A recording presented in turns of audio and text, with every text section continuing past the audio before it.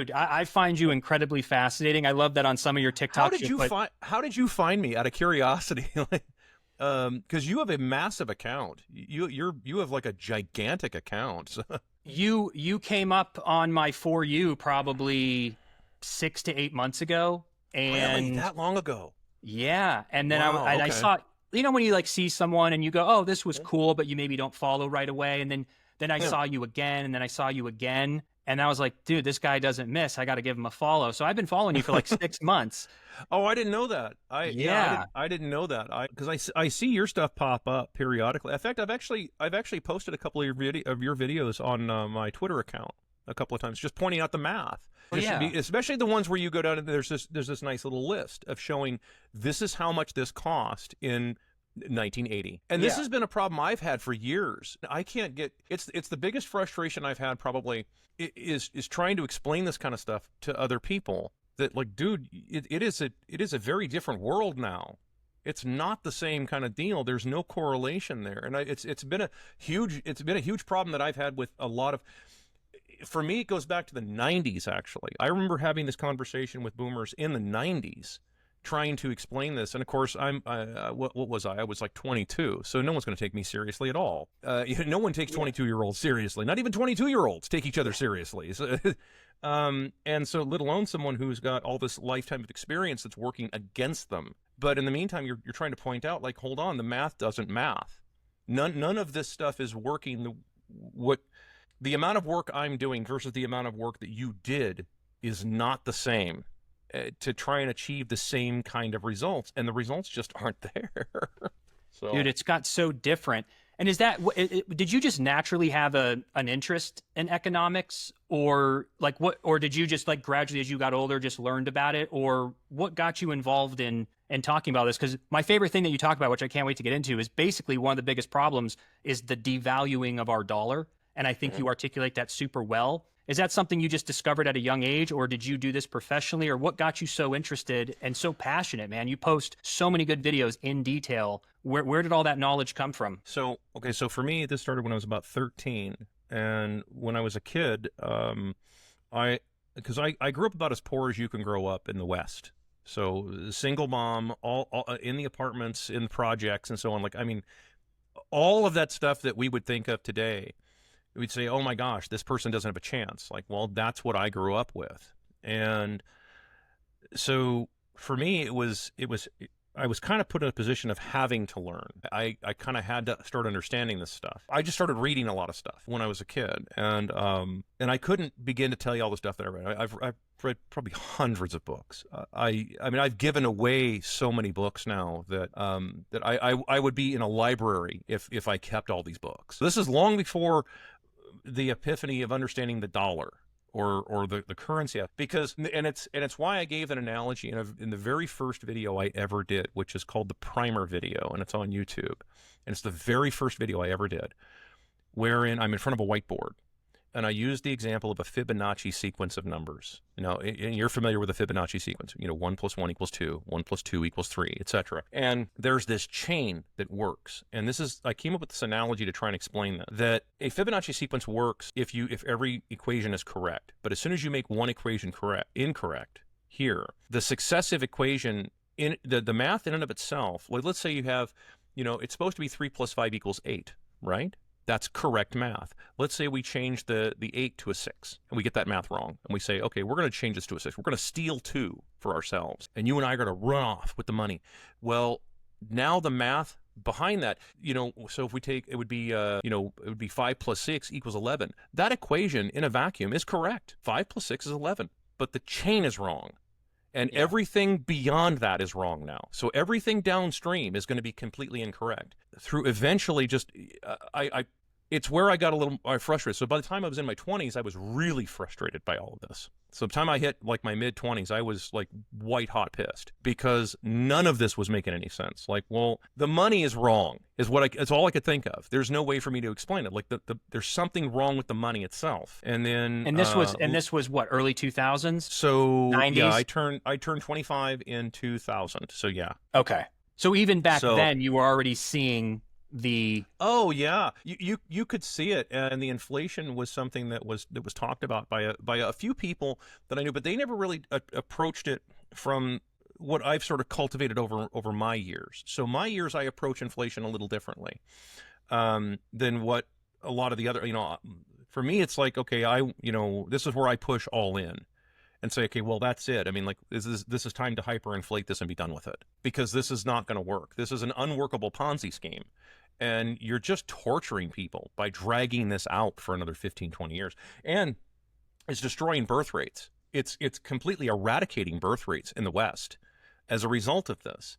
Now, it's okay to have birth rates and populations ebb and flow. That's okay. That's part of the natural market. This is not natural. None of this is natural. This is all predatory. Everything that's going on. This is destructive. So, and you're saying this on the whole factor of the money being wrong and the devaluing of the dollar. Did that start with leaving the gold standard? Did that start 100 years ago with the Federal Reserve? Did that start with the borrowing and printing of money? Like, what do you attribute? Like, was there ever a time in America where things were actually like the money was good, and then there was a moment that started the downward trend? Like, what do you attribute that mostly to? So let's unpack that a little bit. And I don't want to get too far off into the weeds and into my opinion, but let's unpack it a tiny bit. The answer to your question of, 71, 1913, etc., the answer is yes to all of it. Like, that is all a problem. All of that is a huge problem. I personally think it goes back a little further. I tend to take it back about to 1865. Is rough, and I know there's going to be a whole bunch of people who disagree with me on this one. But that's how I think I can make a pretty solid case that after the Civil War, when that was over with, there was an agency that was created that didn't exist before, and that was the Secret Service. Long before Secret Service did any protective duty, which that didn't come around until I want to say the 1930s or 40s, before that even became a thing. Prior to that, Secret Service, their whole job was to catch counterfeiters. That was the entire job of Secret Service. They had no other job. They were part of, if I remember right, they were originally part of Treasury, and there were so many counterfeiters. Like, everybody was counterfeiting money because you could. It was paper. And both sides, of course, the North and the South, and this is, again, politics aside with this is just what happened. Both sides printed money to near complete worthlessness. The North printed the Yankee dollar to almost worthlessness, and so did the South, the Confederate dollar. They started printing money to try and pay for these wars, or this war that was going on. And well, after that was over, then Secret Service was created, and that was to catch other people that were printing money, because everybody else who wasn't a part of it, they're like, well, this is a quick way to get rich. I guess we just print money, because that's what everybody else is doing. And out west, a lot of people, the refugees. And when I say refugee, I have to use that term advisedly, because these were just people who were just sick of it. These were Americans who said, you know what, I don't care about the North and the South. I'm going west. This is that Horace Greeley, go west, young man. That's what this is.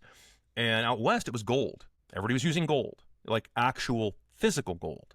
And banks couldn't get a foothold on it. And physical gold, you can't counterfeit it. It's, you can counterfeit gold coins and such. You can do different metallurgy and so forth. But I mean, if you know what to test for, you know how this it's an element on the periodic table. It's a base element. So you either have it or you don't. It weighs or it doesn't. It's pure or it's not. That's it. That's all there is to it. There's nowhere else to go with it. There's no way to lie about it. So out west, that's what they were doing. Well, little by little, they start pushing the idea of drop your gold off and then we'll take care of it and we'll give you gold certificates. And there's no way of knowing whether or not the people that are printing the certificates have enough gold to back that, even back then. And I would conjecture, and again, I want to be very clear on that. This is my conjecture, because I have nothing to back this up other than just kind of watching history. The history we're taught couldn't possibly have led to the present in which we currently live. There's just no way that happened. So this is my conjecture. I think that a lot of the gold was being double and triple counted, if not quintuple counted. I think when regulators would go from bank to bank to bank to bank to count the gold bars that were supposedly backing these millions of dollars of paper dollars that were pushed out, and silver certificates too, because silver certificates were another one too. I think that there wasn't anywhere near enough And I think that that fueled a tremendous amount of the Industrial Revolution that we understand today. That's my speculation. And I think that that inevitably gave way, and I'm leading to a point. I just have to give a little foundation here. Yeah, please. It eventually gave way to the necessity of the Federal Reserve because of bank runs. So for younger people who don't know what a bank run is, because I know you probably have a younger audience, a bank run is when a banker actually gets caught lending out more money than there is gold to back the loans, and that there is assets to back it. And there's a great scene in It's a Wonderful Life. I don't know if you've ever seen the movie or not, but there's a great scene in that, and it's absolutely wonderful. It's where, you know, the banker is like sweating and he's dabbing his forehead and so forth, and because he's hoping he's going to get a bailout, like literally a bailout. And this is in the 30s, okay? Because he got caught. He was lending out more paper notes than there was gold to back any of that. And that has been consistent throughout. I really think since the 1800s, I think that's been happening. And then it finally necessitated the idea of, hey, we have a solution now. See, all these bankers are corrupted.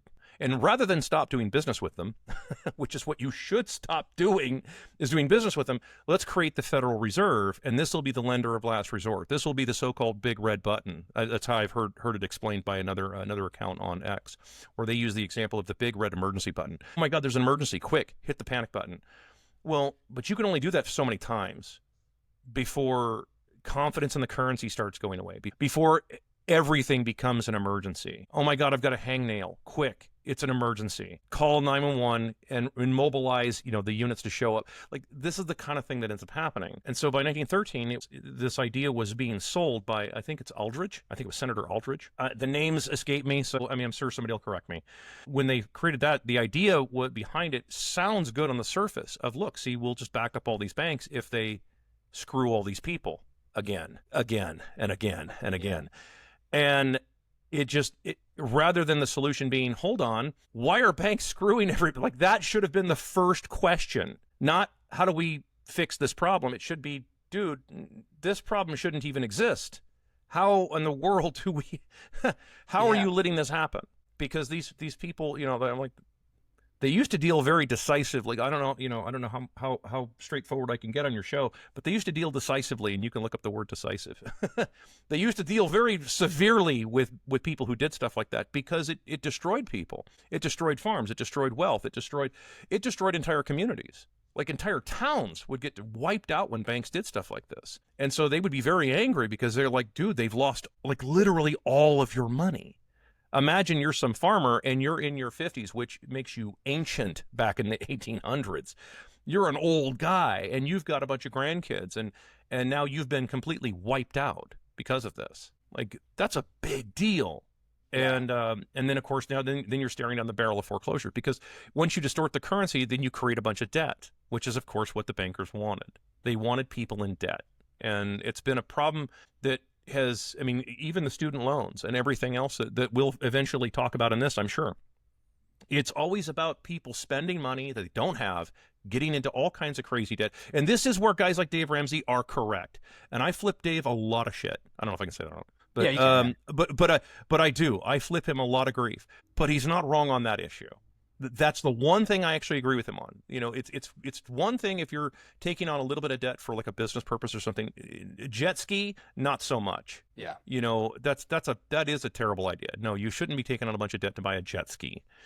You know, or some other, or vacations. Worse one is like people spending, you know, borrowing 10 grand to go on an exotic vacation.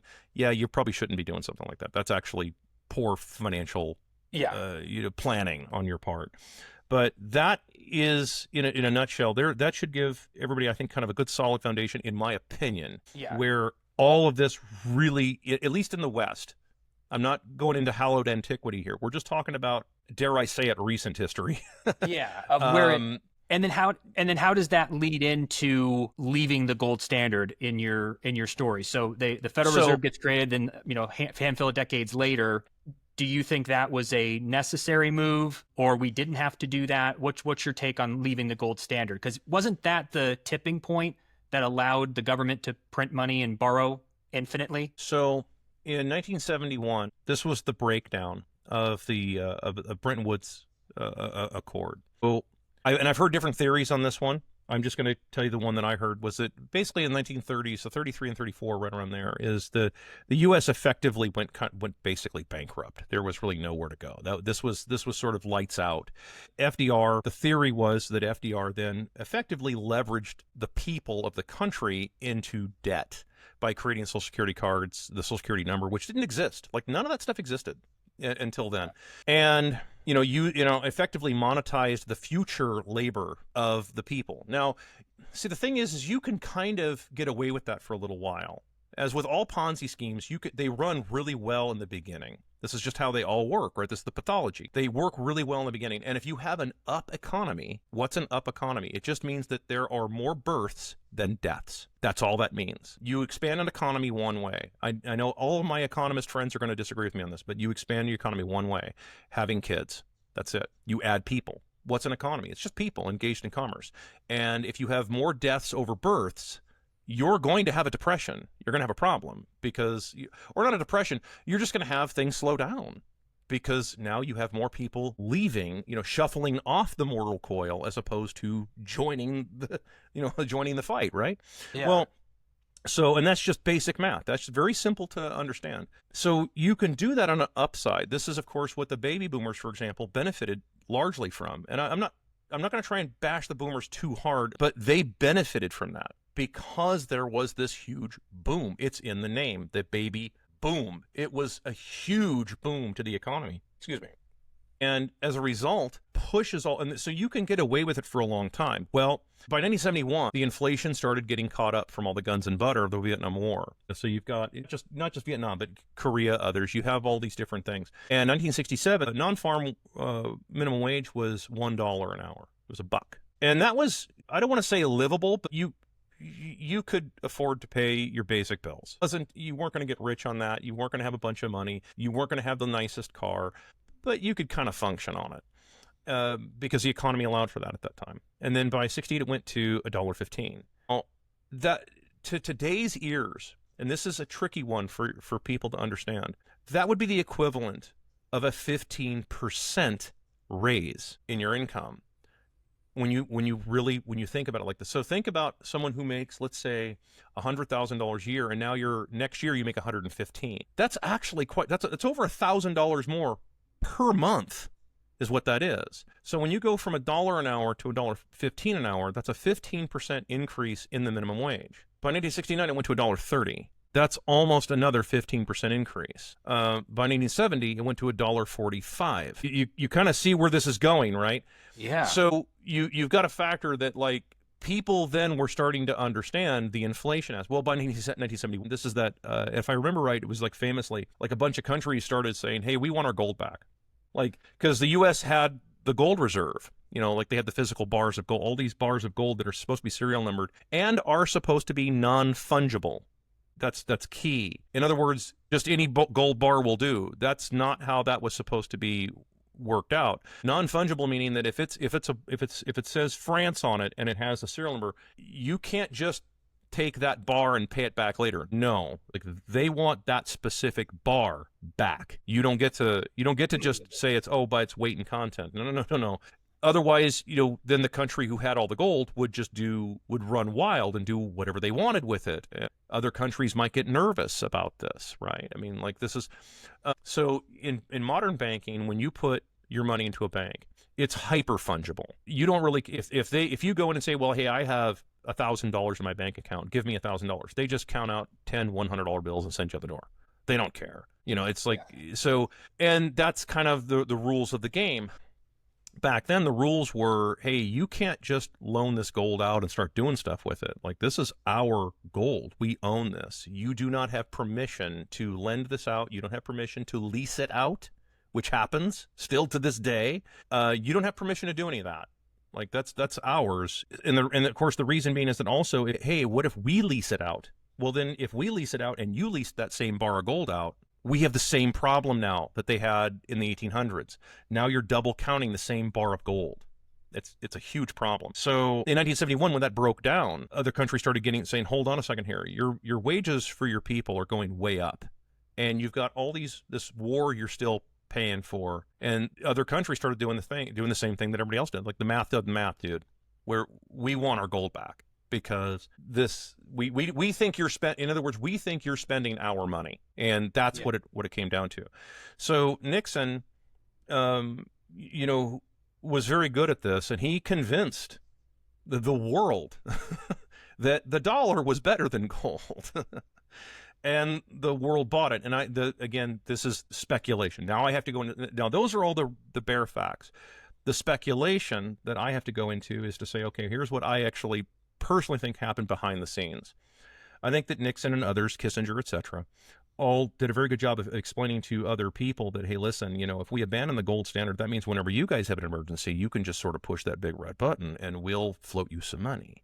And so, you guys can keep your very exotic lifestyles continuing to go and stuff. And you can keep, whenever there's an emergency or a quote emergency, it's very alluring. It really is. It's a very alluring proposition to be able to say, hey, listen, you can now buy votes. Whatever your politics are, I don't care what someone's politics are when it comes to this. If you're trying to tell a politician, hey, I'll help you be able to buy votes and you can be a politician forever, most politicians are like, and it doesn't mean any difference whether they're red team or blue team. That doesn't mean anything to me. It's just, that's what happens. People are very, people are very flawed. You know how this works. We're all flawed, horrible, hypocritical messes. Every single human being on this planet is. Some of us more than others, that's true, but in the case of politicians, once they get especially with people, they get a taste of power, and I don't know how else to say this, but it's like the people who can handle that kind of power, they don't want it.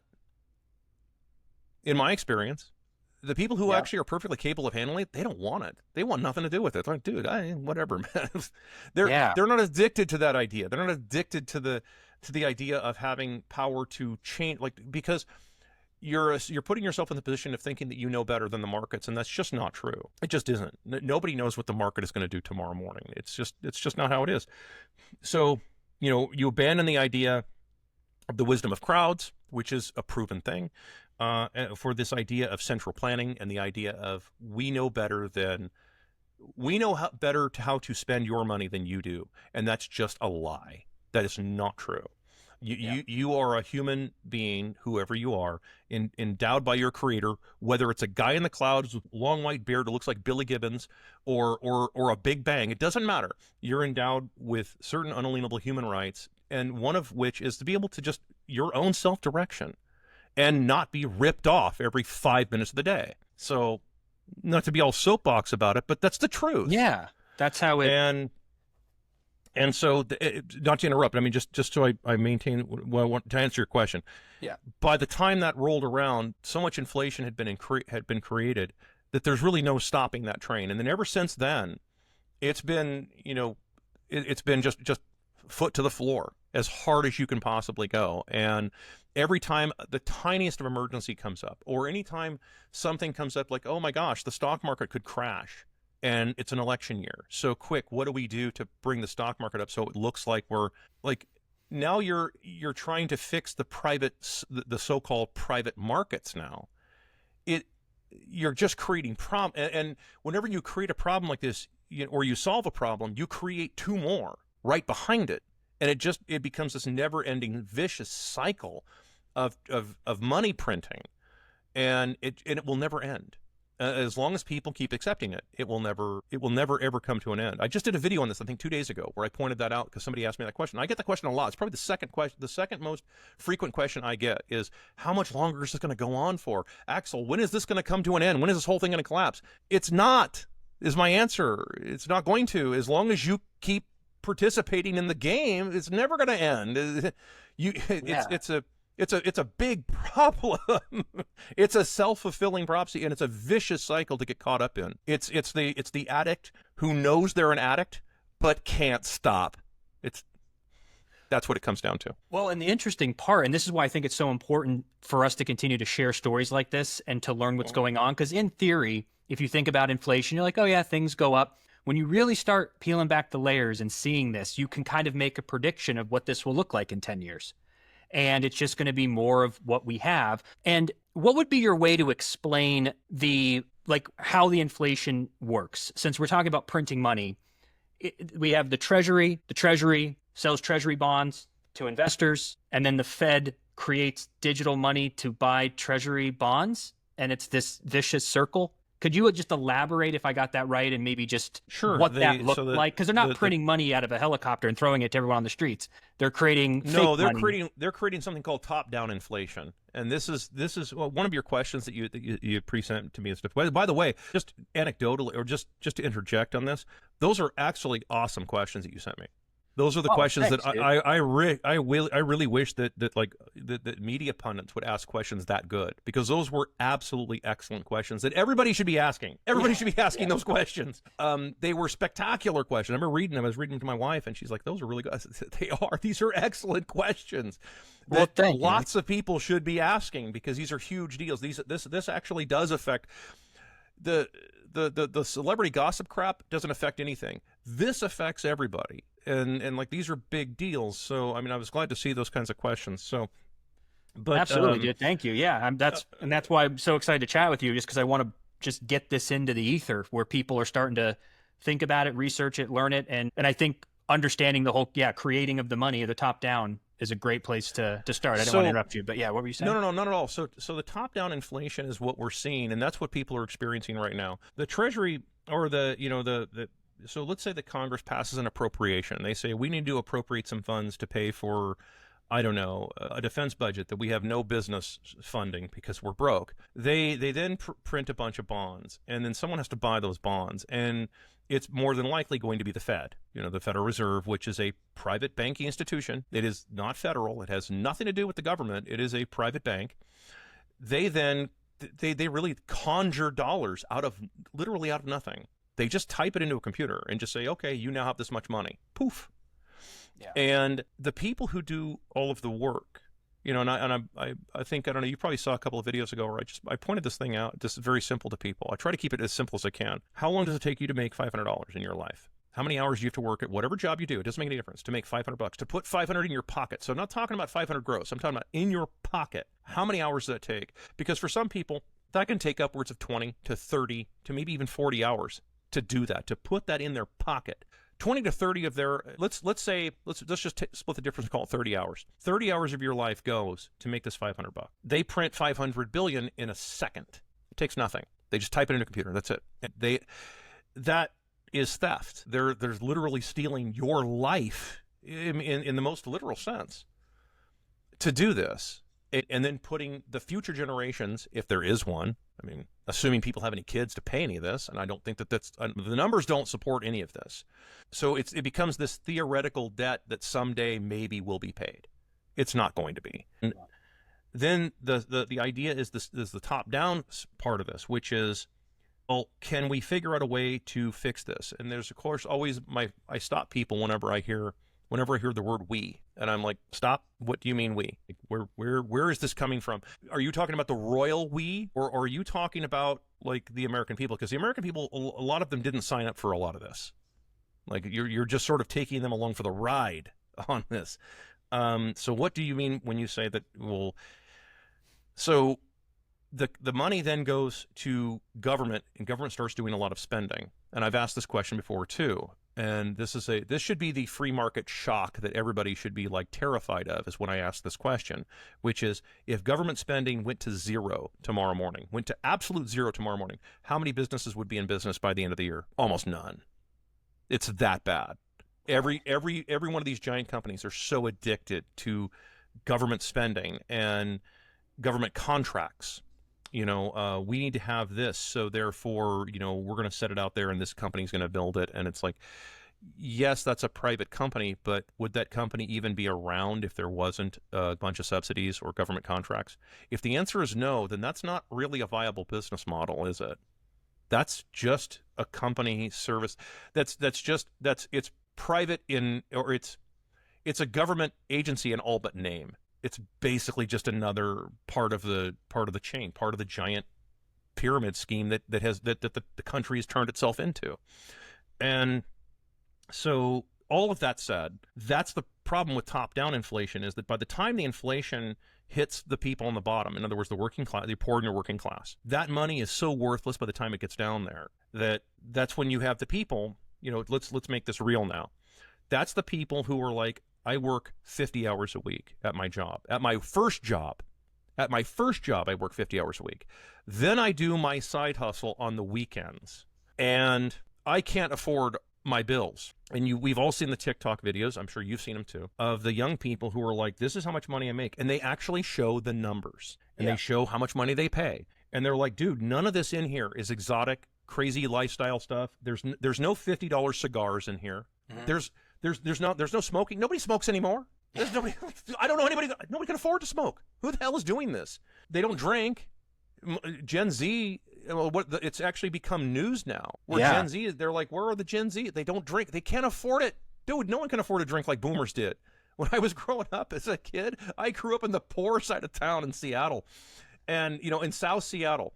Up in the Renton Highlands, and even the broke blue-collar boomers had boats, smoked, and drank beer constantly. And they were the broke guys. Like, dude, no one can afford that now. Nobody can afford that. And it's like, and you look at these numbers, and you're like, these are the people that are working full-time plus, and they still can't survive, and they're just paying for like some of their basics. And if they do have anything exotic, it's usually something like, oh, well, I have a Netflix subscription. That's hardly indicative of the of the 1 to 1.5 to 2 cartons a week of cigarettes back in the 90s that were like $35-$40 a carton. That's per week. That's not the same as and I say that as a former smoker myself, for many years. But I mean, like I said, it's so I know what I'm talking about with this. Yeah. Compared to a $22 a month Netflix. Right, yeah, compared to $22 a month for Netflix or something like that, or a Disney Plus subscription or something. It's like, well, okay, that's hardly anything that's really, and certainly avocado toast, the infamous avocado toast and lattes. These are not things that are, these are not real arguments to me. Exactly, yeah. Because even if we remove all of these things we control for all this stuff and we make everybody just completely fucking miserable with their life, they still can't pay their bills. They still can't do it, man. The numbers just aren't there. Oh, yeah. That's the problem with your top-down inflation. In one of your questions, actually, and because one of the ones I saw that you zeroed in on stuff, which was, and I don't want to throw your flow off too much, but I did want to comment on the one that was the $200,000 thing. Yeah, that's what I was. Yeah, because that's what I was going to ask is why. Because why are they doing it top down? Is that a suggestion where you say 200K to every person's kind of like that's would be down up, but it would potentially collapse everything? Like, what's your story behind that one? I would so 200,000 is a light number. Actually, I'm probably revised that to probably maybe 500 to 1 million at this point. But I mean, the thing is that I'm not joking when I say this, and people think I'm joking, and I'm actually, dude, I'm being dead. Think of me as the Anakin meme. Where it's like the Anakin and Princess what's her name, meme. It's like where he has that serious look. Like, that's me. I'm being dead serious. No, you do what's called bottom-up inflation, which is you just send everybody $1 million or $10 million. You could, in fact, it would be poetic. Woodrow Wilson's face is on the $100,000 bill. That is a true thing. You can look it up. That is an actual bill printed between 1933 and 1934, or no, 34 and 35, I think it was. They printed $100,000 bills, and on the face of that bill is Woodrow Wilson himself, the man responsible for signing the Federal Reserve Act into law, is on the face of that bill. Send everybody 10 of those, or send a whole stack of them, I don't care, and let everybody just wipe out all of their debt from the bottom up and be done with this madness once and for all. And the idea being that what it does is it collapses the dollar. The dollar is really the problem in this equation. It isn't the economy. It isn't people wanting to, like, people have always been greedy douchebags. That's come on. That's just how everybody is. But it wipes out all of this ridiculous fake debt, and it does it from the bottom up, and it wipes out this madness of the illusion of wealth, which is and you've probably heard me say this before. It isn't wealth that has been created. It's the illusion of wealth. It's the idea of I bought a house for $600,000 and I'm going to rent it out for $2,500 a month. So you have a negative cash flow position. You're losing $500 a month on this house. There are people still doing this to this day. You're eating $500 a month on this house. But what is your plan? What is your exit? What's your strategy on this? Like, well, the number will go up. Eventually, somebody will pay me more. What? Like, you're banking on number go up on, like, this is there anybody supporting this? No. So it wipes all of this stuff out. In my view, that's where that comes from. Is that it's I think it's time to fold the dollar, implode the dollar into its own footprint, and then evolve past it and get away from the idea of fiat money altogether, and just get away from the idea of well, there's a big emergency. Well, if there's a big emergency, then figure out how to fix it without money. The Amish people in North Carolina, right? I mean, like, we've all seen those stories, right? The Amish that went from, like, I think it was Virginia. They actually all went down there, and they've been building these houses. There's a huge emergency in North Carolina from the flood that happened. That's how you solve a big emergency, is by people coming together and actually working together to solve that problem, as opposed to just piling on debt after debt after debt after debt, and then always looking for somebody else to do all the work. And that's just not true. Sooner or later, someone has to turn the wrenches. Someone has to actually swing the hammers. That's just a reality. Someone has to deal with the raw sewage that everybody creates. Someone has to deal with all of that. And I think it's interesting, because when you said the 200 grand, though that still sounds outrageous, I ran the math on it. It's 70 trillion that would need to be created out of thin air. Mm-hmm. And I would love to see the experiment work, but you think worst case, though, it could be a total disaster more than it could actually. But realistically, too, when people talk about universal basic income, when you run the math on that, that's also trillions of dollars to put $1,000 in everyone's pocket, which would be helpful. But at the rate of inflation in general, that would soon be, in 10 years, probably not enough as well. So it's like this cycle of, if they're going to print money, I'd rather it go to the people than just to the people at the top, and because it's not trickling down. Obviously, it hasn't trickled down. But maybe taking it from 200 to a little bit lower, like a UBI. Do you see maybe that's where it would go? That there would be a time where they're going to print and give people UBI, or they're going to have to move to something like that if people can't afford it? Like, what do you think's the next step in this? If they're not going to give everyone 200 grand, though that would be dope, what's the next step?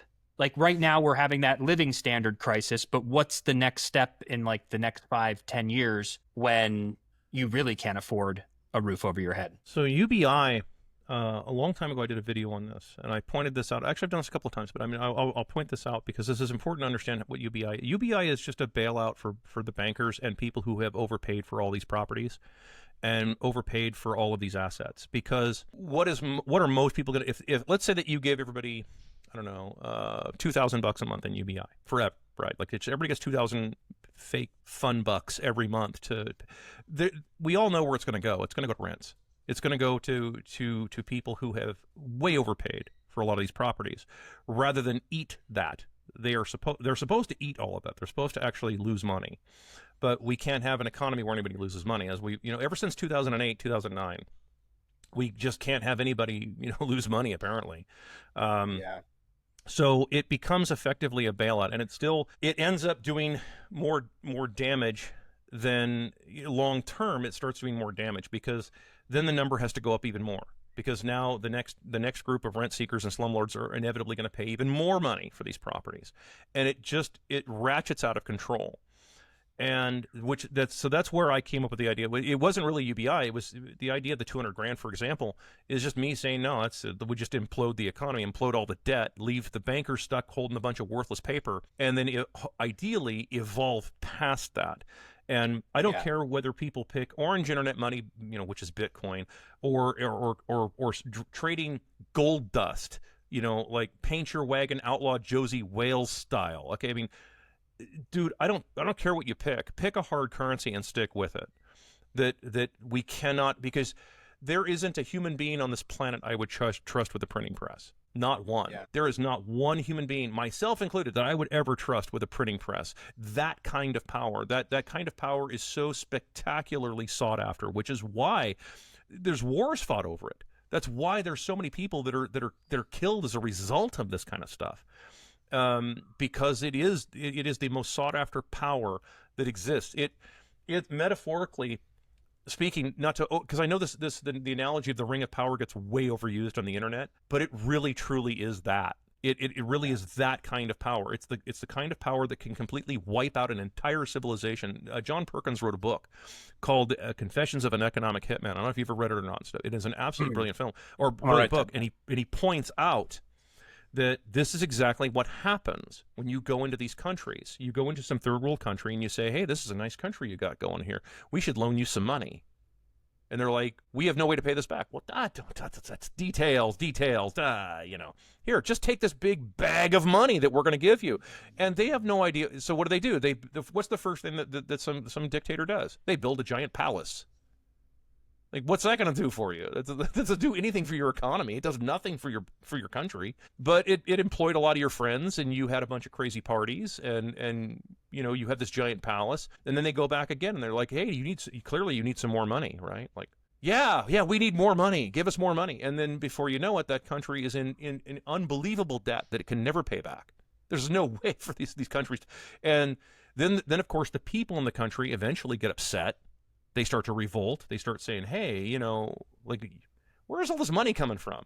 You are really, really, really, really super rich, and you didn't pay for that with our clay pots that we make here, or whatever else that we said. Like, you didn't do that with that. I mean, like, where the hell is all this money coming from?"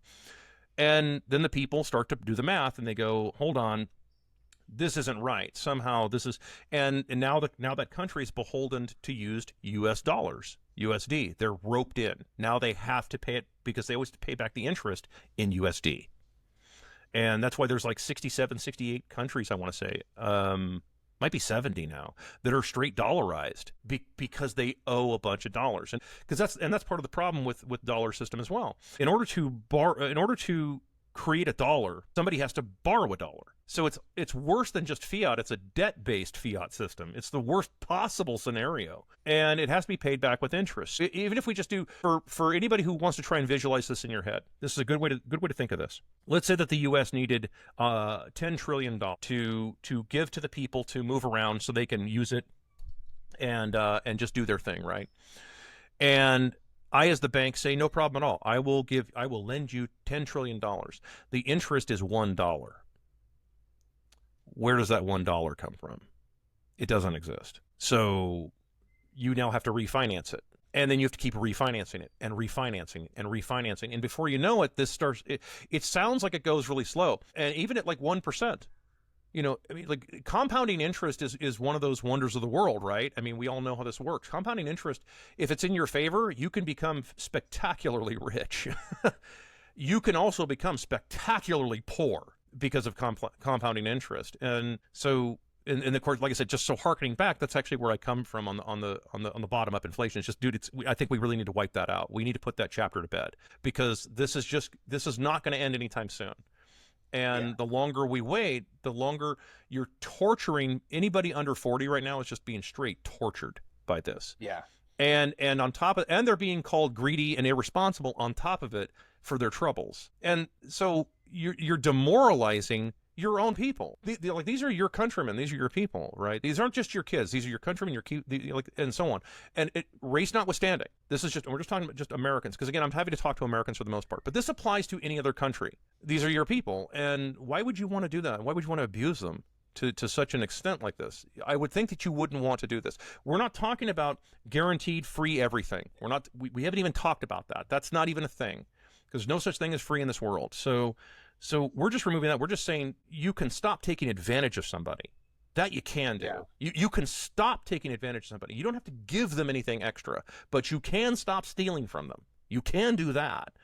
And that's the part that, that I think that there's a lot of folks, unfortunately, that make just too much money off of the theft. And well, this is like a perfect segue into this next thing too, of with companies not paying enough money. Because my understanding right now is, obviously, we all know where people are living paycheck to paycheck. So the last thing they have is enough money to buy a house, which could be considered an asset in some capacities, or stocks, or start a business. So if you don't have the money to do either of those, you end up having zero assets, which is the absolute worst scenario in this current system, right? Because you need to be able to have assets to grow, to keep up with inflation.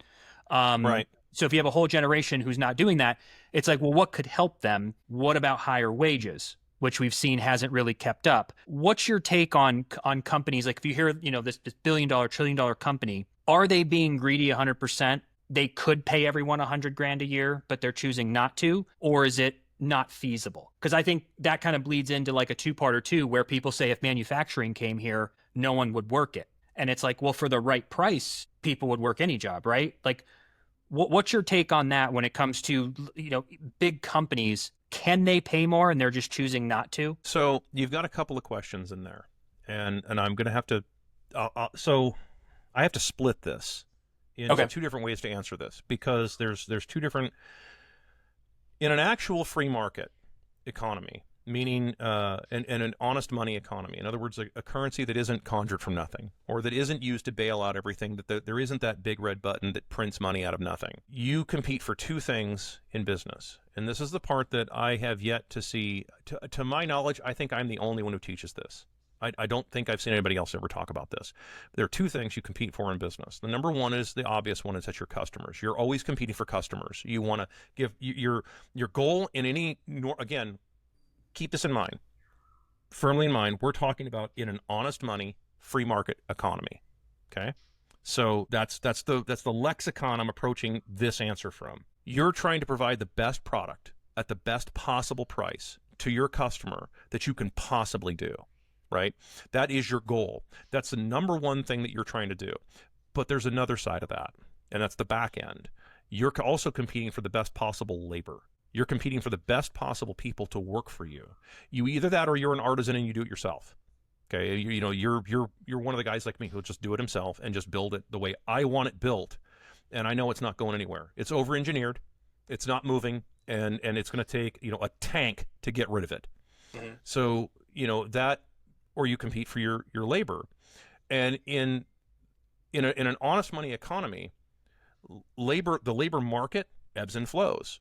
So when you have a surplus of labor, what happens? Your labor prices go down because you have more people to draw from, right? That is basic supply side economics. If there's a shortage, however, of labor, then you would see, in theory, your labor rates start coming up. This is the part that we're not seeing right now. Because we keep hearing over and over and over about how there's this labor shortage and we need to import a bunch of people from other countries because there's a big labor shortage and nobody wants to do these jobs, et cetera, et cetera. That's just simply not true, because if that were the case, then wages would be coming up, would they not?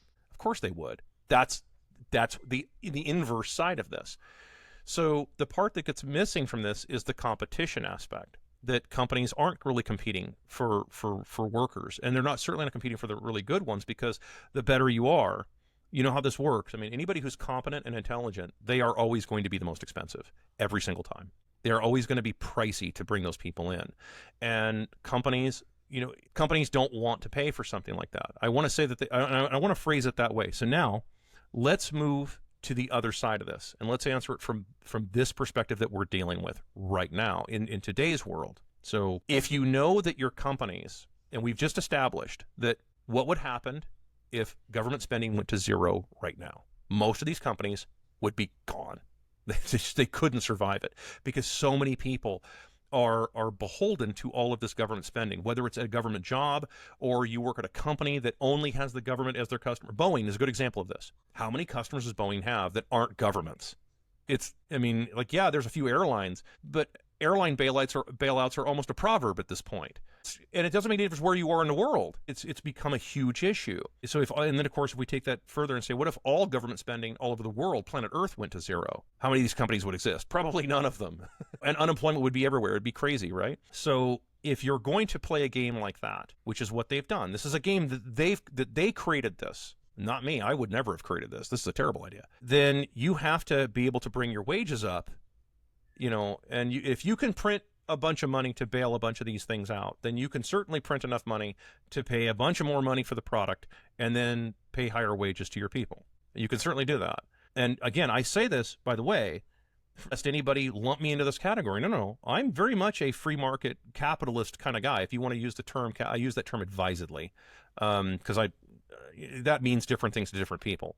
I'm talking, when I look at it, when I see it from an actual free market perspective and using a hard currency, and also from the idea, from the perspective of wanting to treat your countrymen better, because otherwise you ruin your community, on top of that. And you have to balance that. You have to balance it. Otherwise, you do get disasters. You can only ignore it for so long before you're like, oh, hey, hold on. Maybe there is a problem we need to address. Yes. So going back, enter the stock market and the investor class. And there, since 2008, 2009, there has been this tragically terrible idea that investors are never allowed to lose money. And I don't know where the hell this came from. That like, well, but the investors, the stock market could go down. I don't care if the stock market goes to zero. Past performance is not indicative of future results. I say this as someone who's actually, I have dozens of brokerage accounts in my lifetime, and I've done all this stuff. I write options. I've done all this stuff, and every single form, every contract says past performance is not indicative of future results. You understand the risk associated with investing, and investors can and do lose some, all, or more than their original investment. They all say that. Every single brokerage contract usually says that in bold, underlined, italicized, all caps. And they make it very clear that you are agreeing to lose every bloody penny you give them. and with no recourse at all, unless you can prove overt fraud, you have no recourse whatsoever. And that's another issue, is because you've got these companies like, oh, well, but if we pay more, then that means the shareholders don't want more money. Like, which is, of course, this is that Ford versus Dodge problem and that is a huge problem. And I've actually thought for a long time that actually should be abolished. That whole idea, I think that was a wrong-headed decision by the courts on that, because what it does is it says, well, okay, yeah, you're an investor, so you're entitled to a return, and that is not true. That is absolutely 100% not true. If you pay $650,000 for a duplex, this actually really happened. I read the whole story and I couldn't believe it. My landlord, because I'm a former landlord. I owned multiple doors. I owned complexes, and it's like my sense went just completely. My head just blew off when I read this. He paid $650,000 for this duplex that he can't rent for $1,500 a month on either side. And I'm like, dude, you're upside down $2,000 a month. Upside down. And that's assuming you had both of them rented full time with no vacancy, no nothing. And that there's no major, repairs you need to do to this building. And of course, he needed to put a new roof on it. I'm like, oh my God, you are so screwed. You are so hyper screwed. And so, no, you're not entitled to make a return. You're entitled to earn a return. And you earn a return by, once again, going back to this free market, providing a better product at a better price than your competitor in an actual market economy. Then you can earn a return. And this is what I have to do in business every day. Every day I run two businesses, and both of them I have to do this. I'm required to do this. Otherwise, I go out of business. And I go do something else or whatever. And I've closed down businesses that before that aren't profitable. I just close them. Like, why sit there and languish? Like, dude, no. You close down and go do something else. So this is just kind of how it works. And so this tragic idea that investors are always entitled to no, you are absolutely not entitled to that. You also have a fundamental responsibility to your country. And this is in my view. Now I have to go into my opinion. You actually have a responsibility to the country in which you're located. So if your business is located in the U.S., if you are a mega company, I'll pick on Amazon because they're huge. So that's the only reason I'm picking on them. It's random. Full disclosure, I have no stock in them, no nothing. I'm just pointing out that if you're Amazon, you do have a fundamental responsibility that if you're going to employ that many people and you're going to take that kind of stance, you really actually do have a responsibility to the country. You really do at that point, especially if you're also getting all kinds of special treatment. On the government side, because you're doing this. So yeah, you do have a responsibility. And again, remember, same thing. These are your countrymen.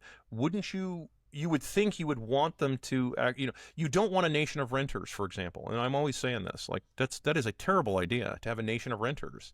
The U.S. was never designed nor intended to be a nation of renters. It was intended to be a nation of owners, of people who literally kings on their own land, that are supposed to be autonomous people that are free, and they can choose to vote however they would like and so on, and not have fear of their land taken from them because they had the wrong opinion. Yeah, that includes any opinion, by the way. So whether somebody's woke or not, I don't care. Like, that doesn't mean nothing to me.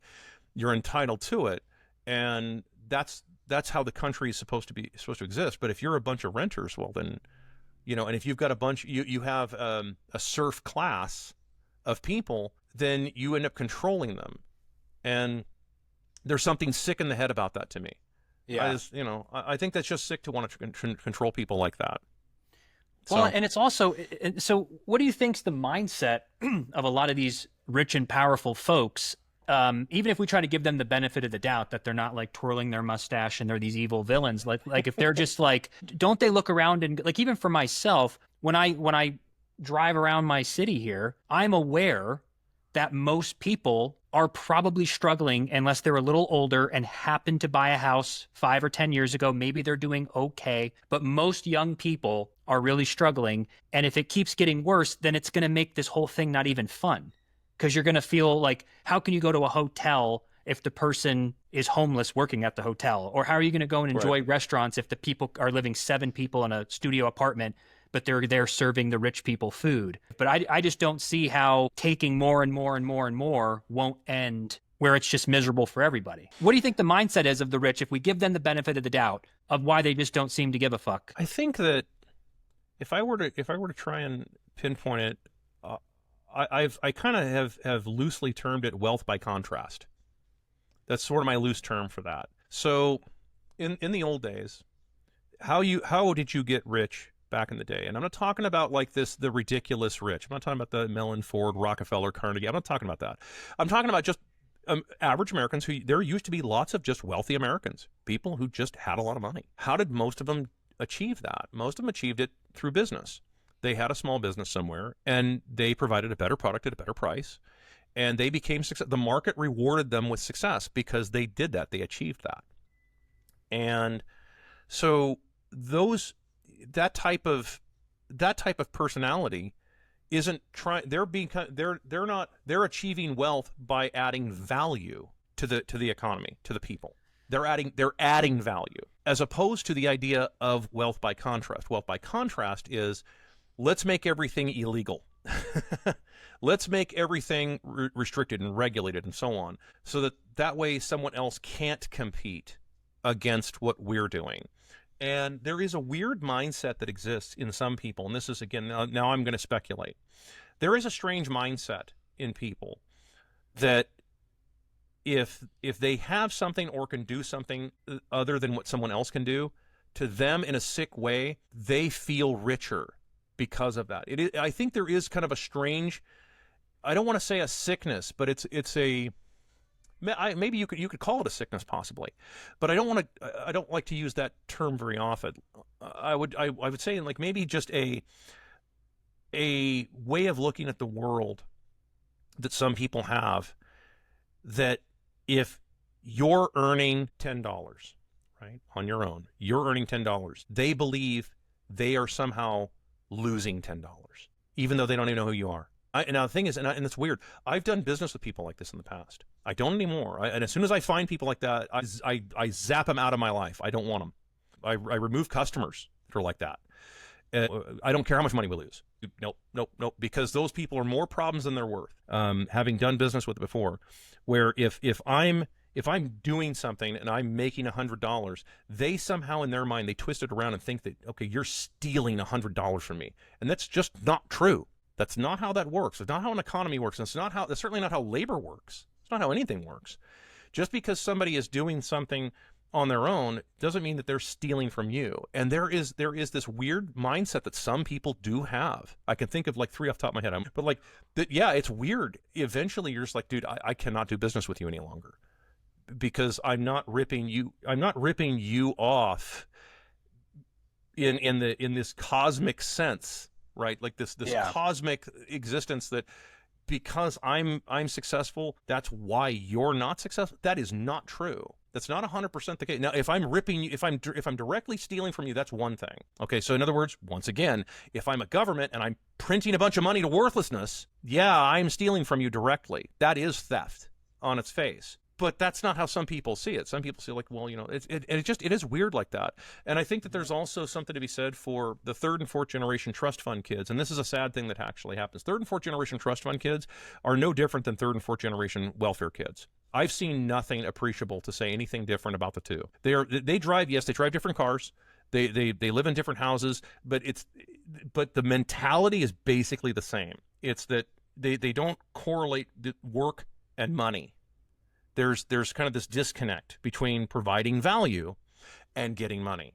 There's this disconnect that exists. Does that kind of make sense? I hope I'm making sense with that. No, 100%. And Yeah. and it is a strange thing, but I mean, like, there really is that problem. And some of these people, so to your point when you were asking about like some of the rich people, and of course I discount the term rich people. I take away the people, the guy who owns some little business in town and drives a Mercedes Benz and he's rich. Like, that's not who we're talking about. We're not talking about that guy. Yeah. This is a lot of times these are trust fund kids that are just trying to keep enormous amounts of wealth around rather than lose it, because usually by the third generation they usually piss it all away anyway.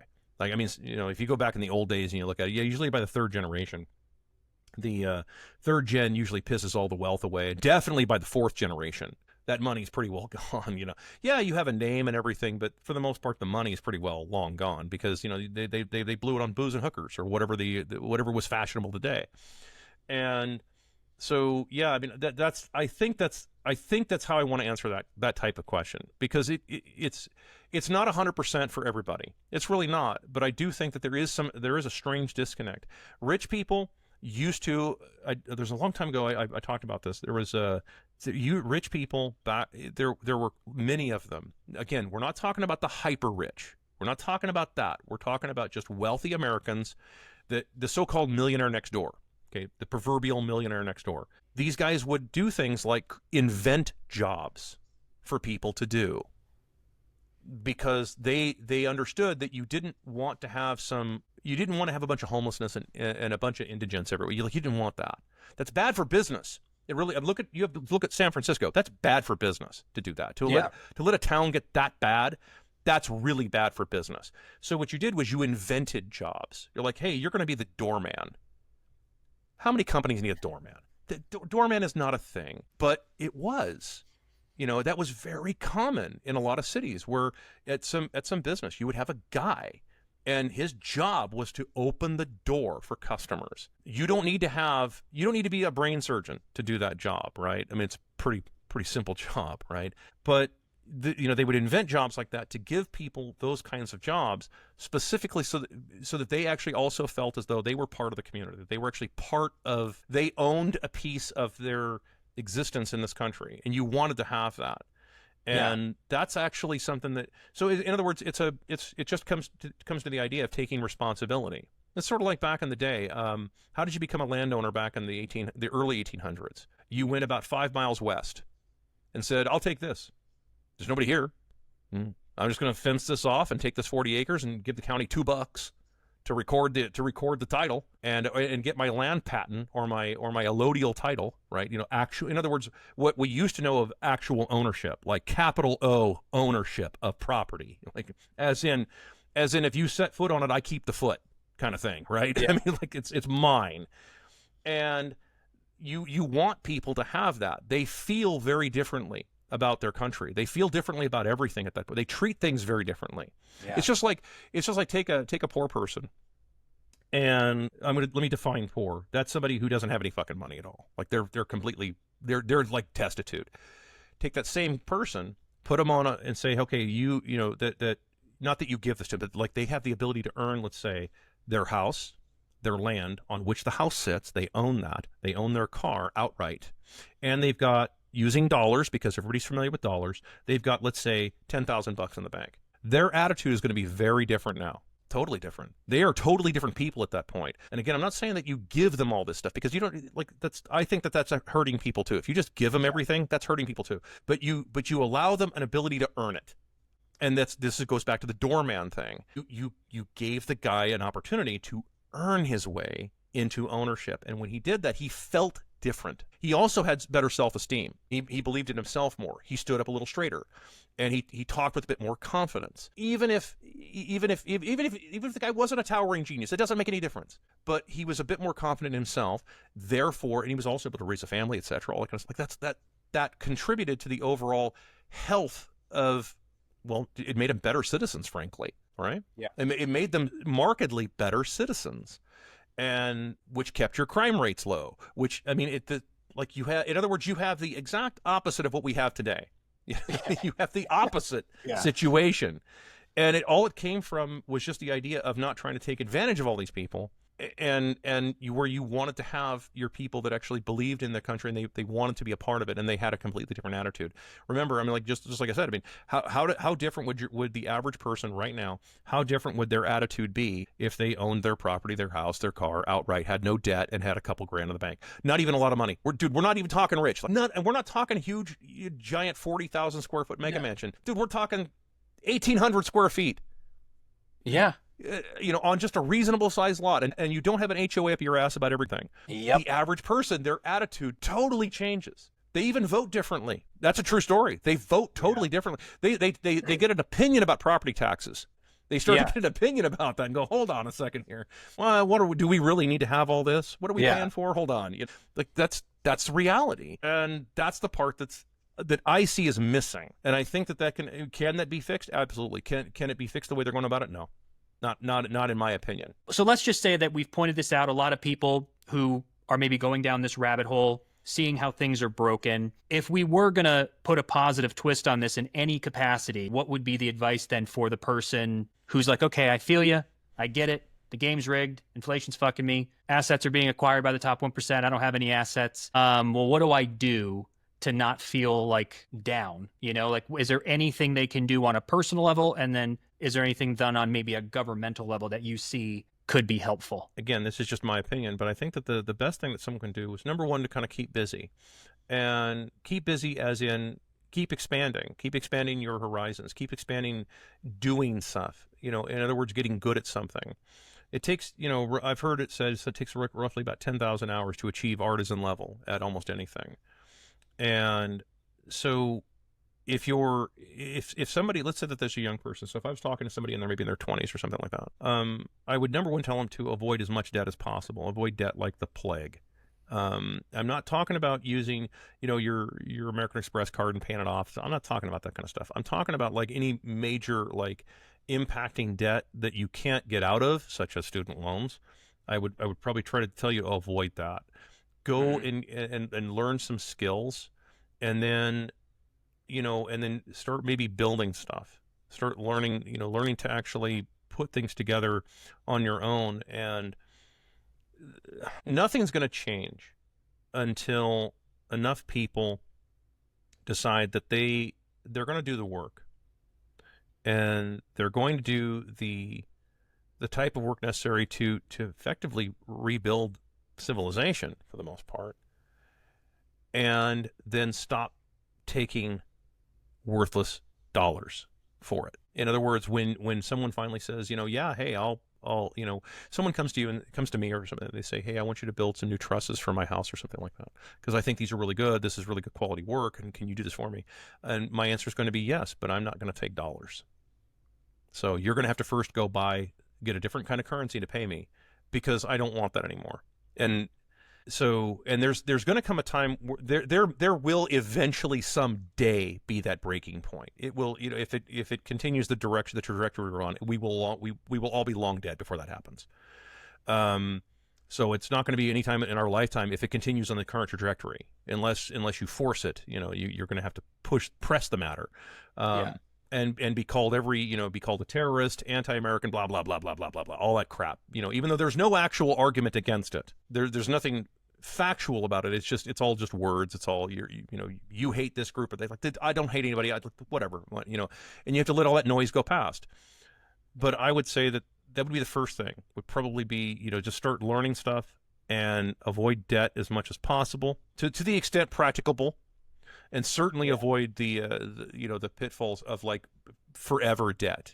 Student loans is like, it's like VD. It never ends. And I see these videos of these poor young people that are like, I've been paying my student loans for the last 15 years, and I owe more money than what I took out. Like yeah, that's really horrible, dude. that's really, really, really horrible. And No, you don't want to have a situation like that, because that's the interest rates that are catching up with you. But the next part of that is like, is there a policy issue? I would think personally, this is my take on this. There really is a policy issue that everybody could push for if they really wanted to push for it, and that would be to like spike minimum wage to the point, I would say, to like $120 an hour. Spike minimum wage to $120 an hour. I'm not joking when I say that. And then index it to CPI.